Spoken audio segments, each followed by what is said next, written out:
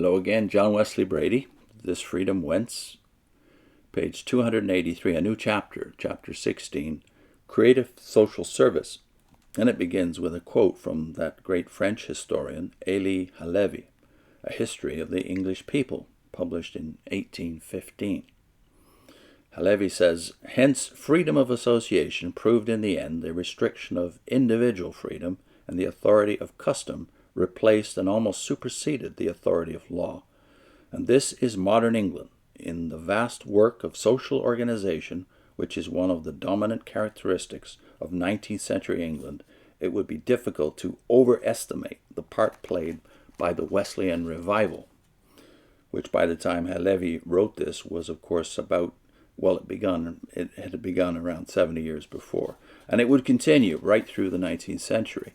This chapter, Creative Social Service.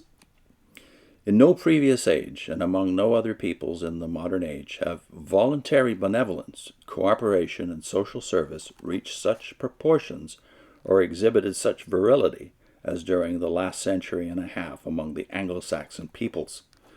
This, moreover, is no accident, nor is it the result of any superior natural humanity or inalienable virtue resident in the Anglo-Saxon character. Indeed, the deeper the research into the earlier half of 18th century Britain, the more inescapable becomes the conclusion that the British people were in no degree exempt from what theologians were wont to designate original sin.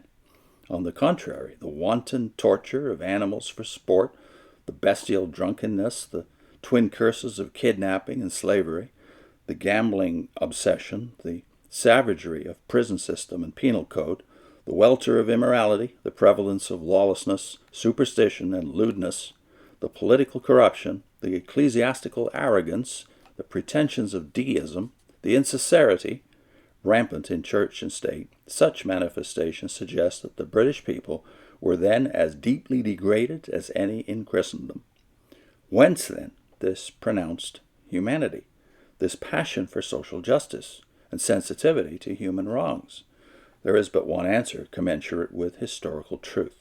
It derived from a new social conscience, and if that social conscience was the offspring of more than one progenitor, it nonetheless was mothered and nurtured by the revival of true applied Christianity, a revival which illumined the postulates of the New Testament ethic, which pointed the priority of personality over property, which directed heart, soul, and mind toward the establishment of the kingdom of righteousness on earth.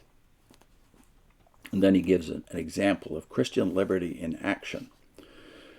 Nothing in modern Britain better illustrates the principle of Christian liberty in action than her extensive voluntary hospital system, wherein the poorest receive the best medical and surgical treatment free.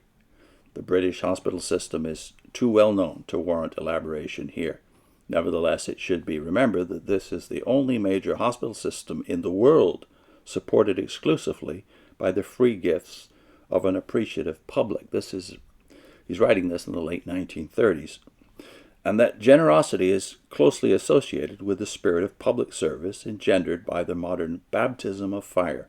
Such hospitals as existed in England prior to the Great Revival were used largely for healing the wounds and mending the limbs of soldiers and sailors of the Crown.